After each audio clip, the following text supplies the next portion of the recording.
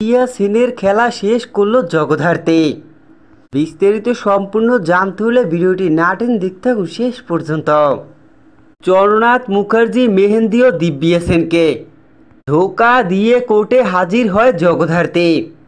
দেখা যায় জগদ্ধাত্রী সুস্থ অবস্থায় কোর্টে দাঁড়িয়ে জবানবন্দি দেয়, যেখানে কাঠগড়ায় দাঁড়িয়ে জগদ্ধাত্রী দিব্যা সেনের সমস্ত অপকর্মের কথা একের পর এক দিব্যা সেনের সমস্ত অপরাধগুলো ফাঁস করতে থাকে জগদ্ধাত্রী।